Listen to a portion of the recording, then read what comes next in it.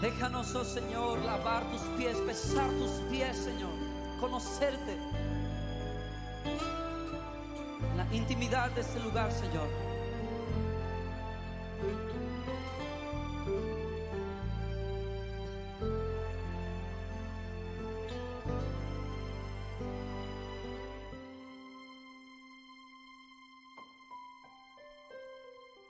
Junto a tus pies quiero posar, por tu amor dejarme llevar. Junto a tus pies no sé articular, ninguna voz tiene lugar. Junto al Maestro me quiero sentar, decirle le amo en oración, tocar tu manto, Señor, lavar los pies de mi Dios, saber que mi corona es estar junto a ti, tocar tu manto, Señor, lavar los pies de mi Dios, saber que mi corona es estar junto a ti.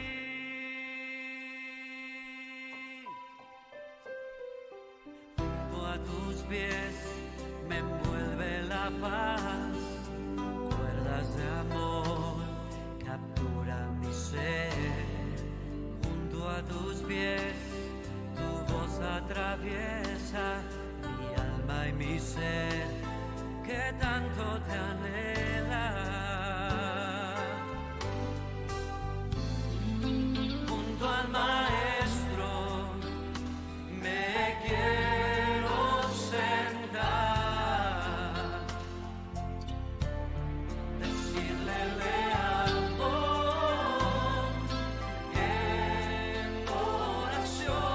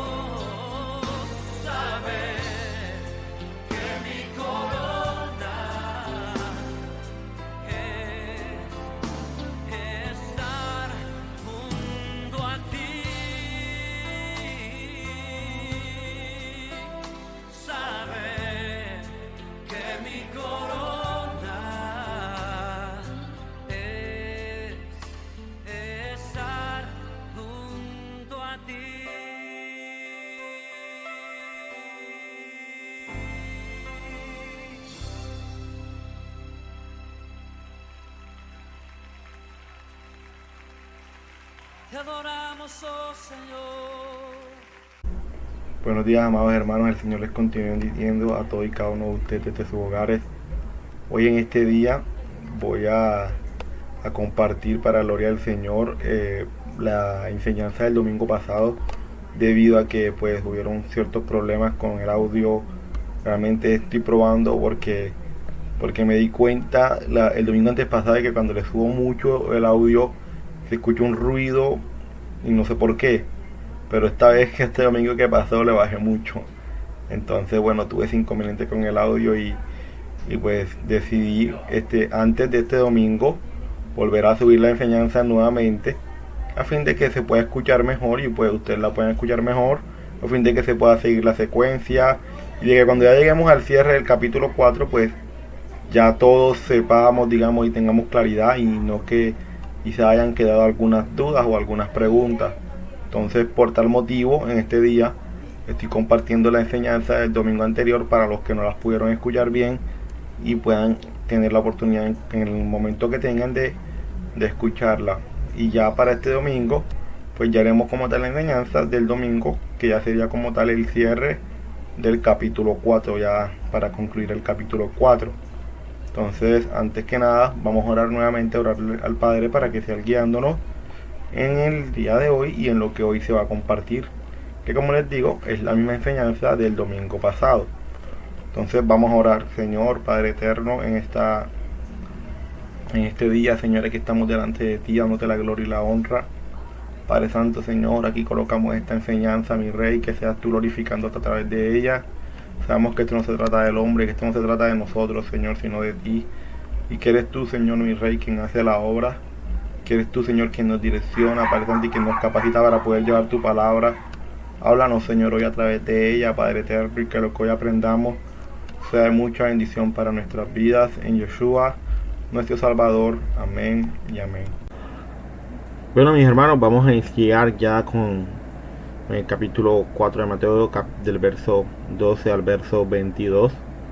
Vamos a explicarlo nuevamente para la gloria del Padre eterno, ya con un mejor audio, y que de esa forma pues todos podamos entender y pueda quedar el tema lo más claro posible para la gloria y la honra de nuestro Señor. Entonces vamos a leer primeramente en la versión Reina Valera del año 1960, que dice, del verso del 12 al 17 en el capítulo 4. Cuando Jesús oyó que Juan estaba preso, volvió a Galilea, y dejando Nazaret, o sea, está en Nazaret, cierto, y regresa a Galilea, donde ya había estado antes. Vino y habitó en Capernaum, ciudad marítima, en la región de Zabulón y de Neftalí, para que se cumpliese lo dicho por el profeta Isaías cuando dijo: tierra de Zabulón y tierra de Neftalí, camino del mar al otro lado del Jordán, Galilea de los gentiles. El pueblo asentado en tinieblas vio gran luz, y a los asentados en región de sombra de muerte luz les resplandeció. Desde entonces comenzó Jesús a predicar y a decir: arrepentíos, porque el reino de los cielos se ha acercado. Bueno, ahora vamos a verlo en la versión israelita nazarena del año 2011. Vamos a verlo en esta versión, vamos a ver qué dice. Dice: cuando Yahoshua, o sea Jesús, oyó que Johanán lo habían encarcelado, regresó al Galil, o sea, regresó a Galilea, y dejando Nazaret, fue y habitó en Kefarnahum, ciudad marítima de en la región de Zabulón y Naftalí, de manera que se cumplió lo dicho por medio del profeta Yehayaf, o sea, por medio del profeta Isaías, cuando dijo: tierra de Zabulón, tierra de Naftalí, camino del mar al otro lado del Jardín, el Galil de los gentiles. El pueblo que moraba en tinieblas vio una gran luz, y a los que moraban en la región de sombra mortal una luz los iluminó.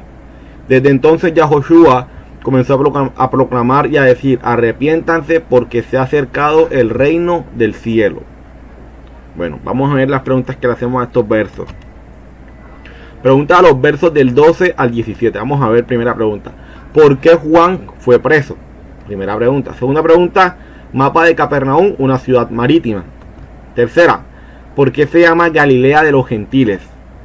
Cuarta: cómo se relaciona la profecía de Isaías con el hecho de que nuestro Salvador fuese a Zabulón y a Neftalí. Y quinta, recordando lo que significa la expresión el reino de los cielos se ha acercado. Entonces, ¿por qué Juan fue preso? Vamos a ver por qué Juan fue preso. Recordemos que para ese momento el poder político lo tenían los saduceos, quienes solo velaban por su bienestar y cuidado ante Roma. Y toda amenaza que se quiera levantar contra su poder debía ser quitada. Entonces, aquí estamos haciendo un recorderi de que quienes dominaban, quienes tenían en este caso la clase alta, ¿cierto? Y quienes eran de la clase alta en ese momento, eran quienes, los saduceos. Y los saduceos obviamente solamente velaban porque ese poder de ellos se mantuviera. Y obviamente para que ese poder se mantuviera tenían que tener una buena relación con Roma, porque Roma era quien dominaba. Y aparte de eso, obviamente para ellos, cualquier amenaza, cualquier cosa que se quiera levantar contra su poder, o que haya que el pueblo se levante contra su poder, debía ser quitada. Entonces ya aquí vamos a empezar aquí empezamos a dar la respuesta de por qué Juan fue preso. Juan con su predicación estaba haciendo una amenaza para ellos. De hecho, recordemos que Juan estaba bautizando, recordemos que cuando Juan estaba bautizando les llega a decir, generación de víboras, porque Juan sabía la corrupción que había en ellos, queriendo oprimir al pueblo de Dios con su poder. Entonces aquí vemos que realmente, ¿qué está pasando? A Juan le sucede lo siguiente. Juan sabía la corrupción que había dentro de ellos. Sabía que lo que estaban haciendo no está bien. Y que el pueblo pues en su ignorancia no lo sabía. O si lo sabía, sabía que al rebelarse no iba a conseguir nada. Entonces ellos dicen, claro, Juan con su predicación hace que el pueblo se rebele contra nosotros. Porque claro, Juan lo sabe. Entonces, al pueblo rebelarse contra nosotros, perdemos como tal ese cuidado o esa confianza con Roma. Entonces perdemos el poder, nos quitan el poder y después pues terminamos en la nada. Entonces por tal motivo ellos deciden, no, Juan tiene que ir preso. Y lo toman preso. ¿Quiénes lo toman preso? Los saduceos. Los saduceos. Los saduceos pensaban que con la predicación de Juan el Bautista, el pueblo se podía rebelar contra ellos. Y así su poder podía ser quitado. Fíjense, aquí está ahora el mapa de Capernaum, una ciudad marítima. Aquí está. Cafarnaum, mírenlo aquí.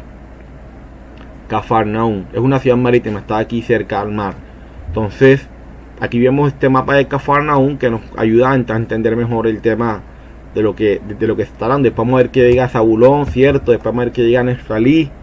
Y eso lo vamos a ver en los siguientes versos. Entonces, continuemos. ¿Por qué se llama Galilea de los gentiles? Vamos a ver.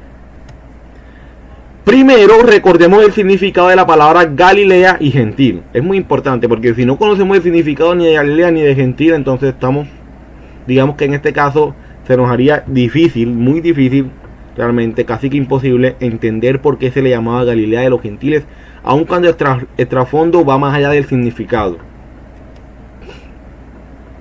Galilea, vamos a ver Galilea. La palabra en hebreo es Galil, como la habíamos visto en la versión hebrea, ¿cierto? Que significa rollo o círculo. Y hace referencia al rollo donde el Señor le entrega los mandamientos a su pueblo. O sea, la palabra Galil, o sea, Galilea, hace referencia a un rollo. Y ese rollo en el siglo I se relacionaba con el rollo en el cual el Señor le entrega los mandamientos a su pueblo en el monte Sinaí. Ahora, la gran pregunta es ¿por qué le ponen a esa región Galil o rollo? Vamos a ver. Hace referencia a un rollo porque Galilea está ubicada al norte, al límite con el Líbano. Y toda la región está rodeada por montes. Montes que forman una cadena similar al rollo de los mandamientos que el Señor le da a su pueblo. Entonces, vemos que la forma en la cual geográficamente está ubicada y la forma como está estructurada Galilea, Galil, da para que se le ponga ese nombre de Galil, que significa rollo, círculo, el cual hace referencia a los mandamientos que el Señor le da a su pueblo en el monte Sinaí. Ahora la palabra gentil. Aunque si alguien del pueblo no obedecía a los mandamientos, vamos a verlo acá, vamos a ver aquí este punto, pero este punto hace parte del segundo. Entonces fíjense aquí. Primero, en hebreo el singular es goy y el plural es goyim. En hebreo hace referencia a las otras naciones paganas que no obedecían los mandamientos del Señor. Aunque si alguien del pueblo no obedecía los mandamientos y seguía las costumbres paganas, también es considerado un gentil, o sea, un goy. Entonces, en el siglo I, y bíblicamente, ¿qué es un gentil? Es una persona de otra nación, pero no solamente el hecho de que sea de otra nación, es una persona pagana. Porque obviamente para el israelita, el de la otra nación es pagana. Es pagana, ¿por qué? Porque no practica los mandamientos, no practica como tal lo que el Señor le dio a su pueblo, sino que practica lo que para ellos otros dioses le dicen. Entonces ellos los consideran paganos, gentiles, a los de las otras naciones. A los de las otras naciones. Ahora bien, mi hermano, si tú llegas a ser parte del pueblo del Señor, ¿eres un gentil? No, no eres un gentil. Porque ya dejas de ser pagano. Ya dejas de obedecer los mandamientos de hombre. Ya dejas de obedecer los mandamientos que el mundo te impone. Las costumbres del mundo. El paganismo. Y empiezas a obedecer al Dios de Israel. Entonces ya dejas de ser un gentil. Por eso es que si alguien que hace parte del pueblo de Israel no obedece los mandamientos y sigue la costumbre pagana, entonces es considerado un gentil, aunque sea biológicamente de Israel. Y se dan cuenta que el término gentil es mucho más amplio, porque no solamente tiene que ver con que tú seas de otra nación, tiene que ver con que si tú estás obedeciendo o no estás obedeciendo los mandamientos, si estás siguiendo las costumbres paganas o no estás siguiendo las costumbres paganas. Entonces vemos que el término se amplía mucho más. Ahora bien, para poder entender por qué Galilea fue llamada Galilea de los gentiles, debemos entender un suceso ocurrido anteriormente, y es lo siguiente. Aquí es donde voy, de que va más allá del concepto de las dos palabras, aunque el concepto de las dos palabras nos ayuda mucho, claro que nos ayuda bastante, pero va más allá del concepto de esas dos palabras. Entonces eso es lo que vamos a ver ahora. El pueblo del Señor se dispersó y se volvió como uno de las otras naciones, y eran considerados un gentil. Vamos a verlo, fíjense. En el año 902 a.C., el Reino Unido de Israel se dividió. El reino de Israel al norte y el reino de Judá al sur. Ambos reinos pecaron delante de Dios y últimamente ambos fueron destruidos y dispersados. El reino de Israel cayó en manos de Asiria en el 722 a.C., luego de 181 años. El reino de Israel al norte fue llamado Casa de Israel, la casa de José, la casa de Efraín y Samaria, el cual estaba compuesto por 10 tribus.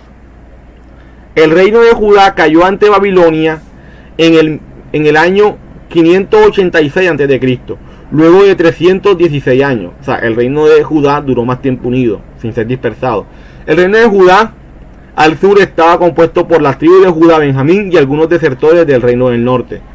El reino de Judá también se llama la casa de Judá y Jerusalén. Entonces, mis hermanos, con esto que les estoy mostrando, de que el pueblo de Israel fue dividido. Al ser dividido, se dividió entre el norte y y el sur. El reino del norte fue tomado por Asiria, fue dispersado a Asiria. Y el reino de Judá fue tomado por Babilonia y se lo llevaron ¿a dónde? A Babilonia. Entonces ya el pueblo del Señor empezó a mezclarse entre las otras naciones. Y eso lo vemos, mi hermano, en los Reyes, en los libros de Crónicas, en el mismo profeta Isaías, todos los profetas, ahí vemos todo eso, todo el suceso. Entonces el pueblo del Señor se divide, se dispersa. Y fíjense, por eso es lo que dice acá Jeremías 50, del 17 al 19. Rebaño descarriado es Israel. Leones lo dispersaron. El rey de Asiria lo devoró primero. Nabucodonosor, rey de Babilonia, lo deshuesó después. Claro, mis hermanos, el pueblo del Señor se dividió. Y es muy importante conocer los nombres, porque así los podemos confundir. Claro, porque a veces cuando se habla de Israel pensamos que hace referencia a las 12 tribus. No, tienes que ver el contexto para ver si es que realmente solamente hace referencia a las 10 tribus del norte, que también eran conocidas como de la casa de Israel. Cuando se habla de Efraín en la Biblia, ¿a quién se refiere? Se refiere a las tribus que se dispersaron entre ¿dónde? Entre las naciones, que son las 10 tribus. Entonces todas esas cosas hay que tenerlas en cuenta. Entonces, esto fue lo que sucedió. El pueblo del Señor se dispersó. Pero fíjense, mis hermanos, pasa algo muy interesante. Y es que Judá, que es el sur, vuelve de Babilonia. O sea, Judá sale del cautiverio y regresa a la tierra del Señor. O sea, regresa al Señor. Pero dice el Padre que regresan de manera fingida. O sea, no regresan de corazón. De hecho, cuando regresan con una actitud altiva. Como que ahora nosotros somos los que somos dignos de la salvación, dignos del favor del Señor, porque nosotros volvimos, las 10 tribus nunca volvieron, se dispersaron entre las naciones. Claro, porque las 10 tribus nunca volvieron. Están entre las naciones. Efraín está entre las naciones y está allá y nunca volvió al Señor, nunca volvió. Pero el Señor está trayendo las ovejas descarriadas de Israel nuevamente al Señor. Pero Judá vuelve, y Judá vuelve de manera fingida. Entonces fíjense, continuemos. La casa de Israel se esparció entre los gentiles, haciéndose como uno de ellos. Fíjense lo que dice Oseas 7 del 8 al 9. Efraín se ha mezclado con los demás pueblos. Claro, Efraín, el norte. Efraín fue torta no volteada. Devoraron extraños su fuerza y él no lo supo. Y aún canas le han cubierto y él no lo supo. O sea, Efraín se fue entre las naciones. Efraín está entre las naciones y Efraín no sabe eso. Él dice que fue torta no volteada. O sea, dice que le quitaron su fuerza extraño y él no lo supo. O sea, él ni supo que se había esparcido entre las naciones. O sea, en pocas palabras, Efraín hoy, gran parte de Efraín ha perdido su identidad. No sabe quién es. No sabe quién es. Continuemos. Oseas 8:8 dice: devorado será Israel, pronto será entre las naciones como vasijas que no se estima. Así es.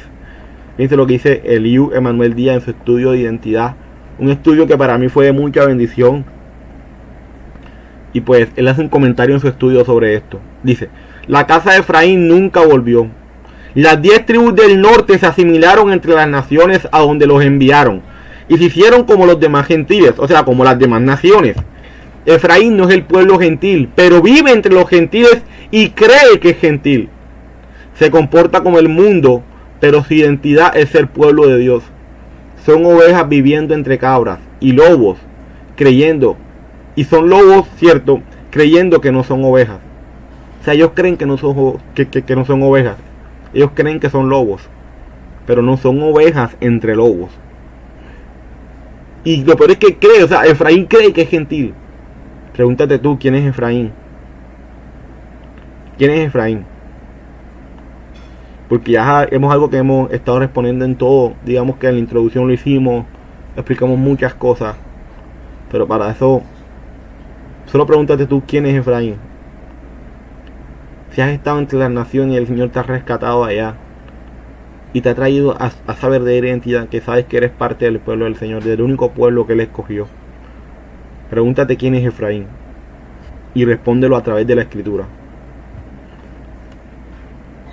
A pesar de que la casa de Israel, la del norte, nunca volvió, el Señor prometió que ellos volverían. Fíjense lo que dice el Señor acá en la promesa que da de que su pueblo volverá. Dice, en Oseas 8 del 9 al 11 dice: entonces Dios le dijo a Oseas: a este niño lo llamarás Loami, que quiere decir no mi pueblo, porque los israelitas ya no son mi pueblo y yo he dejado de ser su Dios.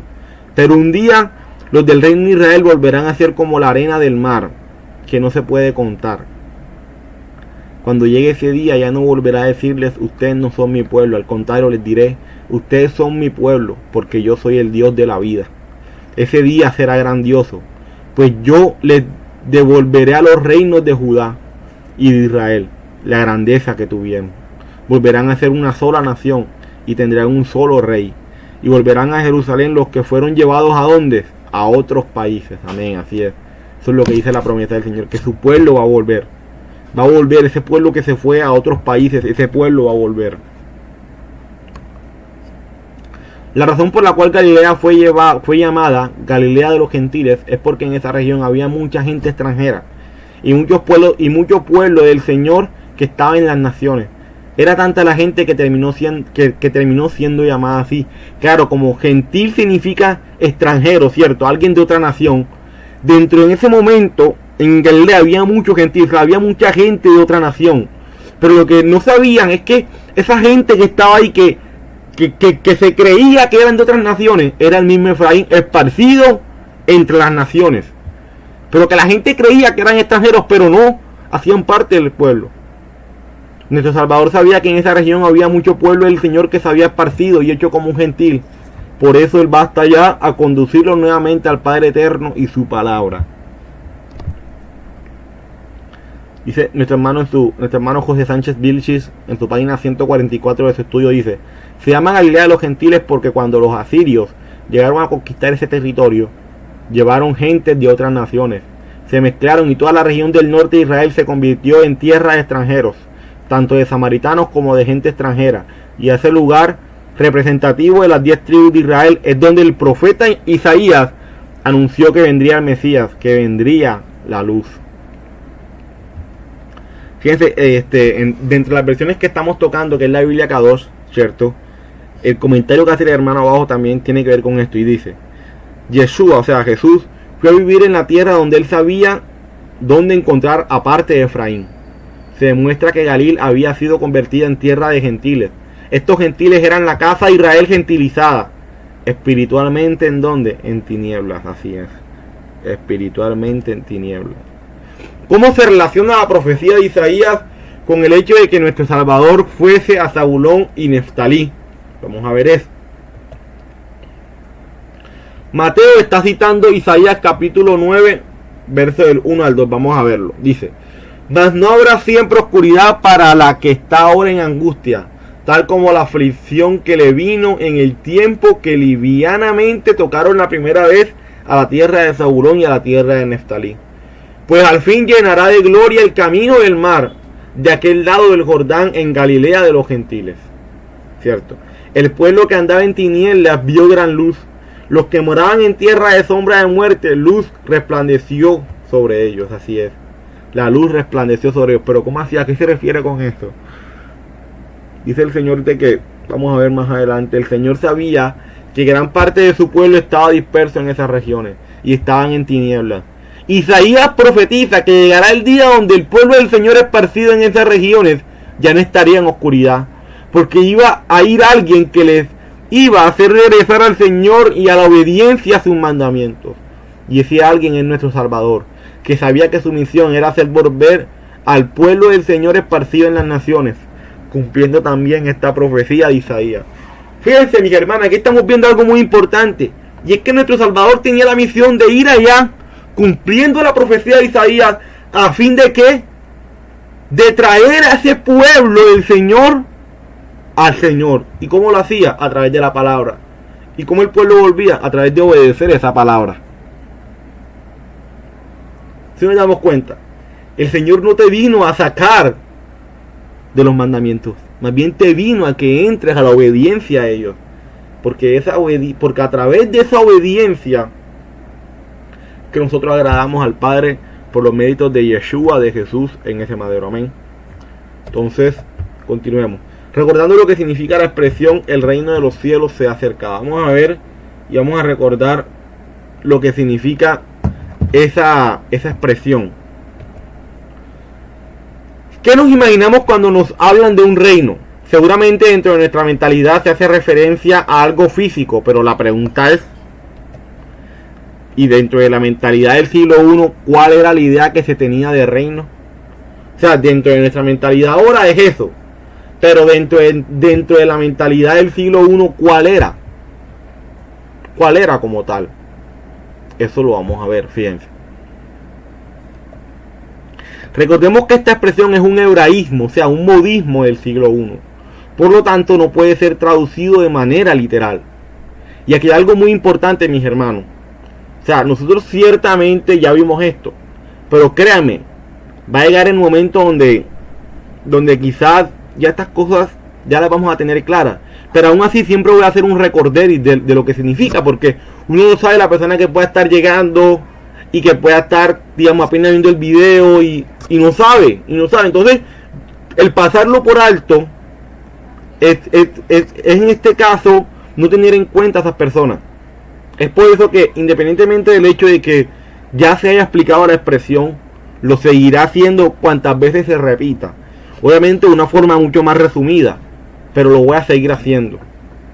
Y qué bueno, porque también eso nos ayuda a nosotros siempre a recordarlo, tenerlo presente y tenerlo aún mucho más claro.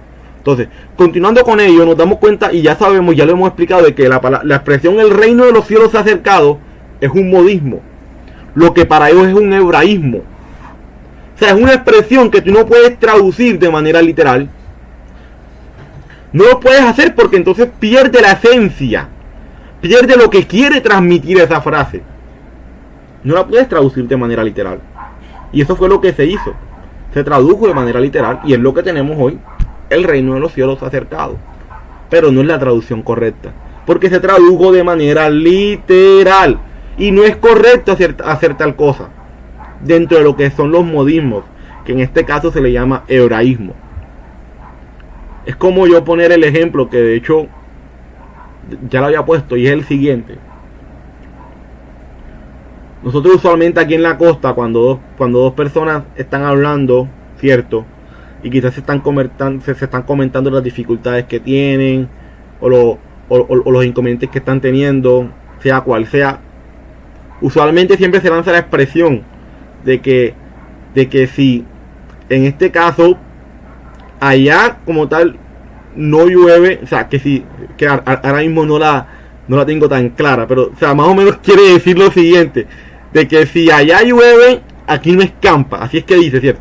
Si allá llueve, aquí no escampa. O sea, se están comentando como que las dificultades, los problemas, y en algún momento puede salir la expresión, mi hermana, si allá llueve, aquí no escampa. Entonces imagínense, si yo tomo esa expresión de manera literal, me estoy imaginando, claro, que es que allá está lloviendo donde la hermana y aquí está escampando o algo así. Pero no es lo correcto. Yo no puedo traducir esa expresión de manera literal porque pierdo la esencia. O sea, se pierde lo que se quiere transmitir. Esa expresión para nosotros significa lo siguiente. Hermana, si tú crees, si ahí hay problemas, dificultades en tu hogar, en tu casa, no creas tú, aquí también los hay. Es como que yo sé que en tu casa hay problemas, hay dificultades, pero no creas, aquí en mi casa también los hay. O sea, si allá llueve, aquí no escampa. O sea, se toma la lluvia, como en este caso, haciendo un paralelismo de lo que es la lluvia con las dificultades que está teniendo cada quien. Entonces, si nos damos cuenta, es lo mismo con esta expresión. El reino de los cielos se ha acercado. Entonces, ya sabemos que es un modismo, o sea, que es un hebraísmo. La gran pregunta es, ¿qué quiere decir en esencia esa frase? Bueno, vamos a ver.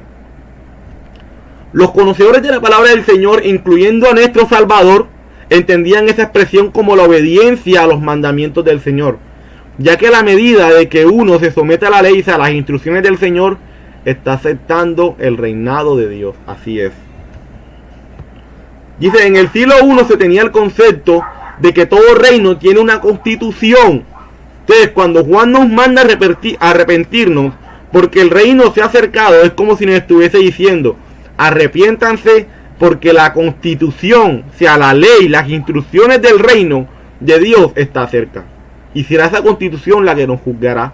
O sea, en el siglo I, el término reino no hacía referencia a algo físico, como quizás hoy lo podemos pensar.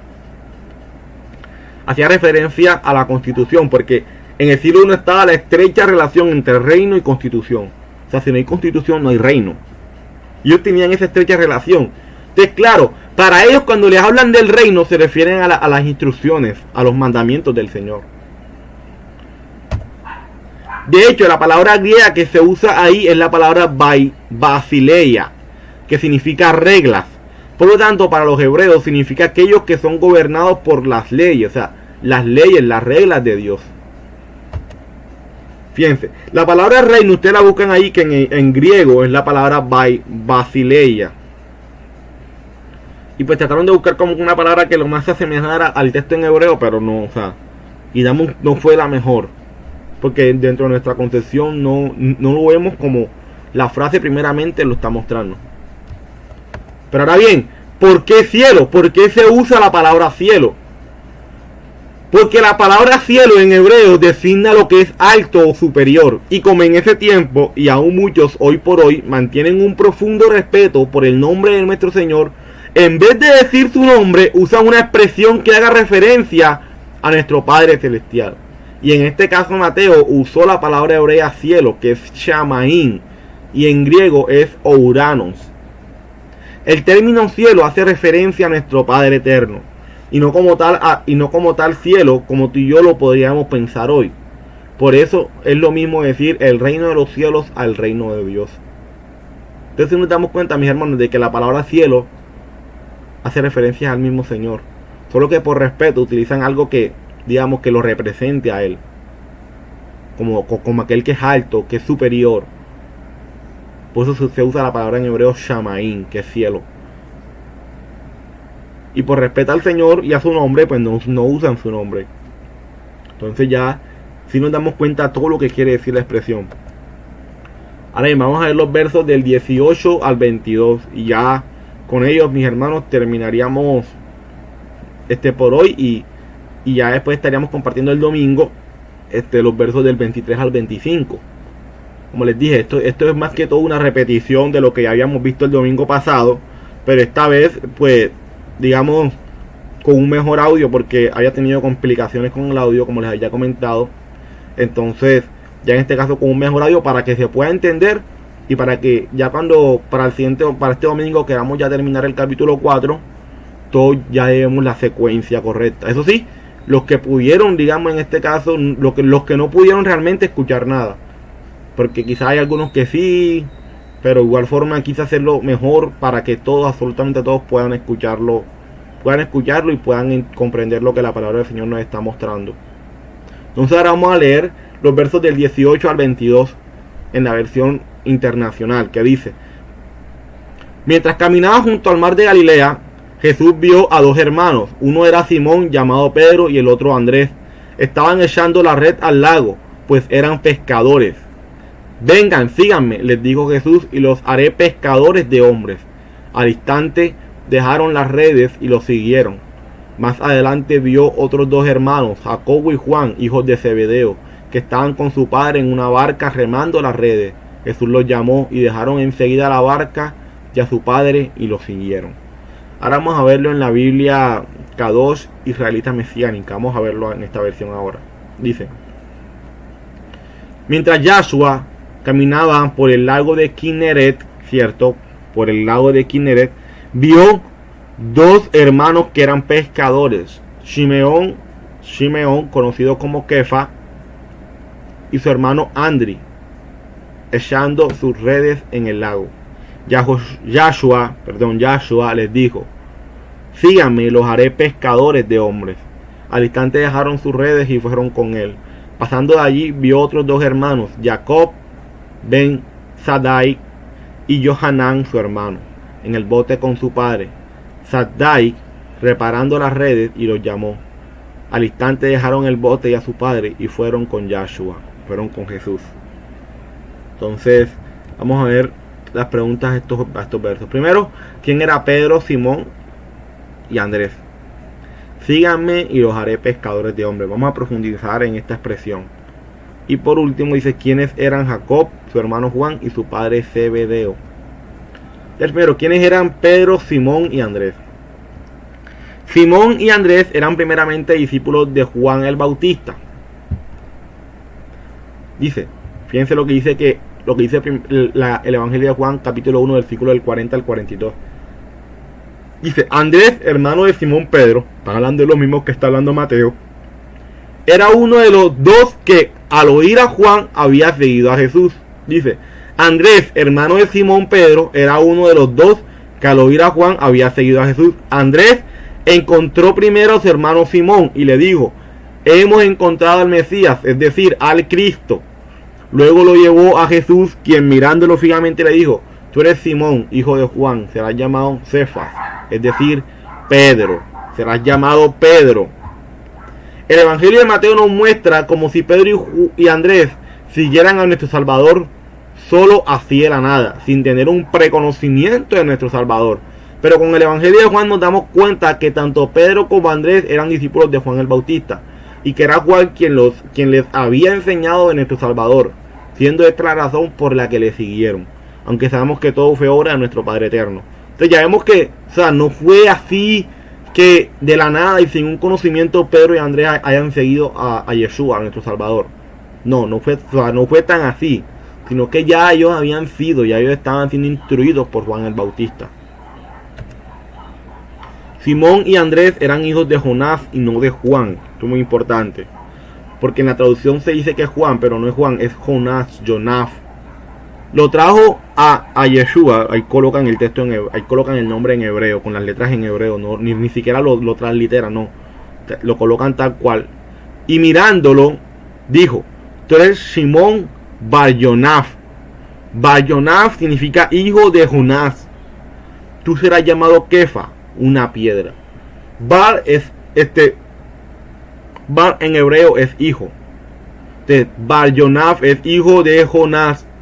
Entonces en la traducción no es correcto decir que eran hijos de Juan, eran hijos de Jonás. Bar-Jonás. Simón Pedro, hijo de Jonás, era un pescador que vivió en Betsaida y Capernaum. La tradición dice que fue crucificado en Roma con la cabeza hacia abajo. Por su actividad comercial, Pedro fue un pescador, fue un hombre casado y era de Capernaum. Jesús probablemente estableció su centro de dirección ahí cuando visitó Capernaum. Pedro era Galileo, también como lo fueron varios de los otros discípulos. Josefo describió a los galileos de esta manera: eran siempre aficionados a la innovación y por naturaleza dispuestos al cambio, deleitados en sedición. Estaban siempre listos para seguir al líder y para comenzar una insurrección. Eran rápidos en soltar el genio y dados a la pelea, y eran hombres muy caballeros. El Talmud dice esto de los galileos: eran más ansiosos por el honor que por ganar, de genio fuerte, impulsivo, emocional, despertado fácilmente por la idea de una aventura, leal hasta el fin. Pedro fue un galileo típico. Entre los 12, Pedro fue el líder. Él sobresale como el vocero de los apóstoles. Pedro fue martirizado sobre una cruz. Pedro solicitó que lo crucificaran cabeza abajo porque no era digno de morir como su Señor había muerto. Su símbolo apostólico es una cruz invertida con llaves cruzadas. Andrés era el hermano de Pedro e hijo de Jonás. Vivió en Betsaida y Capernaum. Era pescador antes de que Jesús lo llamara. Originalmente fue discípulo de Juan el Bautista. Tanto Pedro como Juan eran hebreos, descendientes de Israel creyentes en el Mesías. Eran descendientes de Israel creyentes en el Mesías. Ellos creían en el Mesías y eran descendientes de Israel. Descendientes, porque es que no había otra cosa. Eran descendientes de las 12 tribus, que muchos estaban dispersos, otros habían regresado, como fue la tribu de Judá. Por eso es que gran parte de los que están ahí son de la tribu de Judá. Gran parte, no todos, pero sí la gran mayoría. Ahora bien, vamos a profundizar en esta expresión, mis hermanos, que la verdad es que es muy buena para la gloria de nuestro Señor. Es una expresión que, a la verdad, quizás en cierta medida me impresioné en cómo, en todo lo que se muestra a través de ella y que a veces no nos damos cuenta. Pero quiero traerlo para que ustedes se den cuenta también y junto conmigo nos impresionemos de las maravillas de la palabra del Señor. Fíjense, quizás nosotros hoy solo vemos esta frase como algo que nuestro Salvador les dice a Pedro y Andrés, su hermano, por su vocación de ser pescadores, haciendo el paralelismo de que ya no serían simples pescadores, sino que ahora serían pescadores de hombres.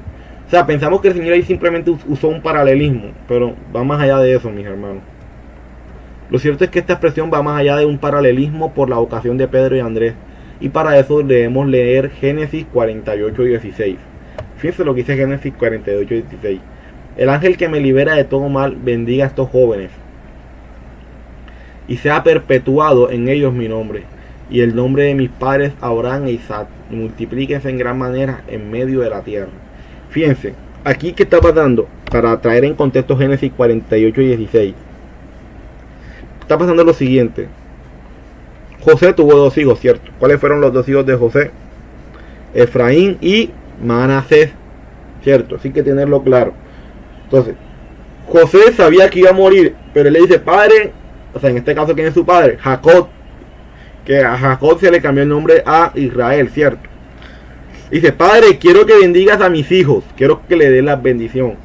La gran pregunta es, ¿quién era el mayor de los dos hijos de José? Manasés.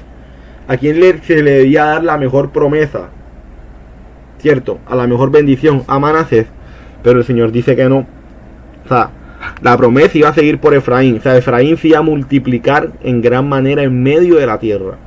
Entonces ya entendemos por qué Efraín tenía que dispersarse, ¿cierto? Para multiplicarse en gran manera en medio de la tierra. Entonces, con esto, ¿qué está pasando? El Señor, Jacob dentro de la bendición dice, se ha perpetuado en ellos. ¿Quiénes son ellos? Manasés y Efraín, mi nombre. El nombre de mis padres Abraham e Isaac. Y multiplíquense en gran manera en medio de la tierra. En gran manera en medio de la tierra. De hecho, Efraín significa rama fructífera. Porque Efraín iba a ser fructífera. Ojo, Manasés también, pero no tanto como Efraín.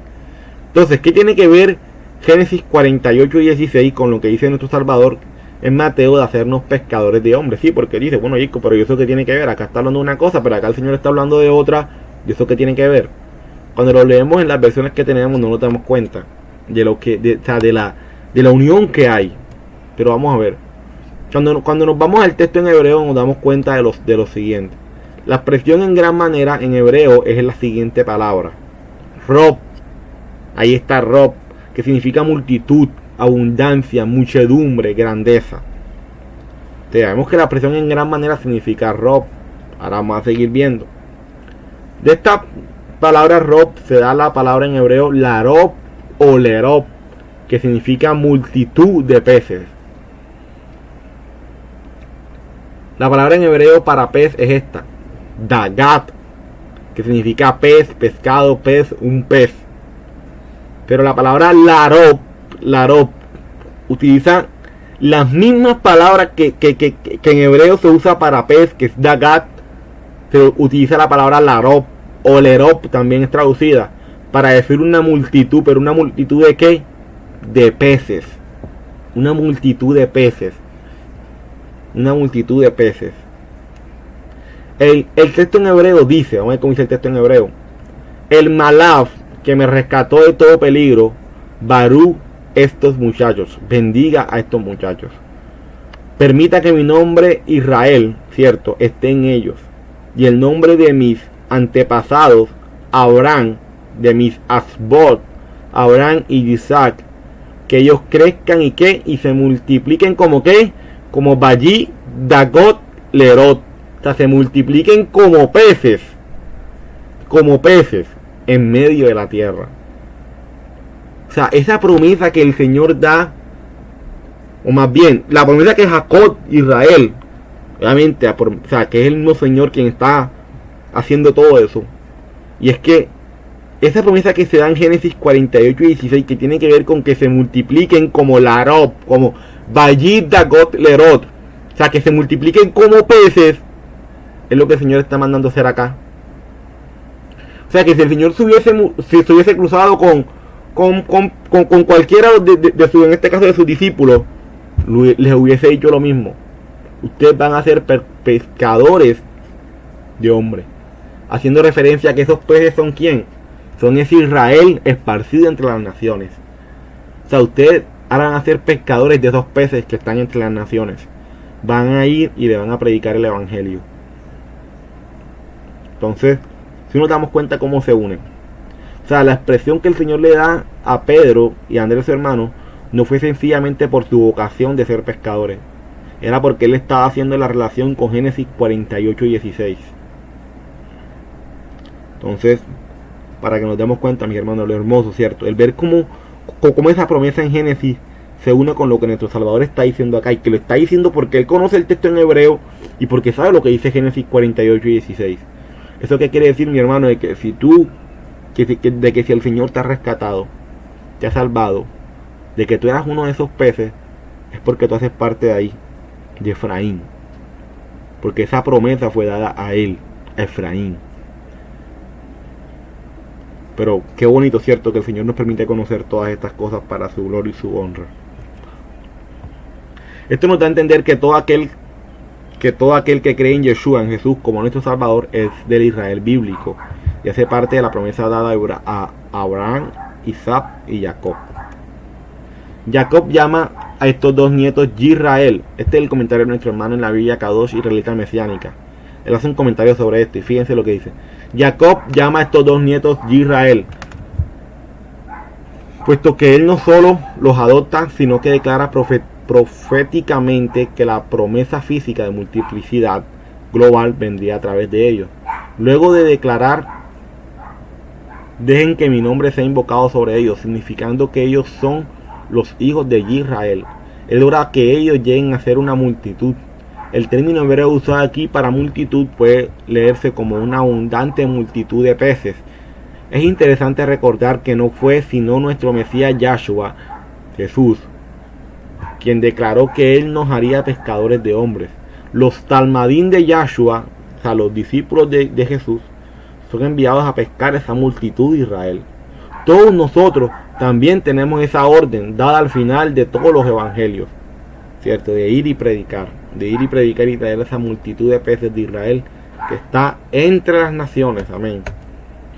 Ahora bien, ¿quién era Jacob, su hermano Juan y su padre Zebedeo? Entendiendo que cada uno de ellos era un hebreo de la tribu de Judá, eran galileos, una región a la que los judíos de Jerusalén miraban con bastante desprecio. Juan y Jacobo o Santiago, otros dos hermanos, hijos de Zebedeo, otros dos pescadores de hombres llamados los Boanerges, hijos del trueno, en Marcos 3:17, seguramente por su carácter, o sea, eran de carácter muy fuerte. Fue el primero de los 12 en padecer el martirio. Murió por orden del rey Herodes Agripa I, allá por el 44 después de Cristo. Según la Biblia, Zebedeo fue un pescador judío del siglo I, padre de dos apóstoles de Jesús. Su nombre parece proceder de una raíz hebrea Ben-Sedit o Bar-Sedit, que significa dotado, dado por Dios. Otra posibilidad es que signifique aquel que sirve a Dios. La cita registrada en Marcos 1:20 parece apuntar a que Zebedeo era propietario del negocio de pesca con sus hijos, puesto que con ellos había personas asalariadas, jornaleros que trabajarían para él.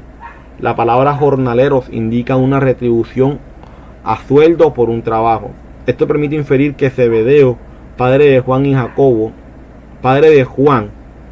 o sea, Santiago, que también se llama Santiago, tenía un cierto desahogo económico, era propietario de redes, sin dudas de algunas barcas, y tenía jornaleros para sus faunas. Resulta plausible que personas con el nivel socioeconómico de Zebedeo mantuvieran contactos comerciales con Jerusalén, e incluso que tuvieran vínculos con el templo. Claro, como eran personas que se encargaban del comercio, pues era obvio que iban a tener ese vínculo con la clase alta. Entonces fíjense, mis hermanos, aquí ya terminamos esta parte. Ya para este domingo vamos a terminar este capítulo 4 para la gloria de nuestro Señor. Y espero que esto haya sido de mucha bendición para todos y cada uno de ustedes. Y me gozo de verdad en el Señor de que Él nos permite seguir conociendo más de su palabra, conocerlo más a Él y vivir cada día una vida que a Él y solamente a Él le agrade. La verdad es que me gozo en el Señor y me gozo que poco a poco hemos ido avanzando y aprendiendo para la gloria y la honra de su nombre. Entonces, mis hermanos, no siendo más, vamos a orar ya para ser despedidos. Señor, en este día, Padre, te damos gracias por esta palabra que tú nos has dado nuevamente, en el cual tú nos has permitido, Señor, poder repetir la enseñanza del domingo anterior, y que sabemos que independientemente de ello, en cada una de ellas serás tú hablándonos, Señor, serás tú direccionándonos, Padre. Señor, gracias por este momento, gracias por la congregación, Señor, donde tú nos has permitido estar, por nuestro pastor, por su vida, por cada persona que se conecta, Señor. La gloria sea para ti por ello, mi Rey. Guárdanos como congregación, guarda a esta familia, Señor. Sion, ayúdanos a estar unidos para la gloria y la honra de tu nombre. Señor, gracias por este momento. Colocamos en tus manos, Padre Santo, lo que es la enseñanza de este del día domingo, Padre. Y te pedimos, Señor, que seas tú, Señor, hablándonos, Padre, a través de ella. y te damos gracias porque sabemos que has sido tú direccionándonos hasta el día de hoy. En el nombre amado de nuestro Salvador te damos gracias, mi Rey. Amén y amén. Bueno, mis hermanos, no se nos van, ya saben, nos vemos el día domingo ya para el cierre de este capítulo 4, para la gloria y la honra de nuestro Señor. El Señor les bendiga a todos y les guarde. Bendiciones a todos.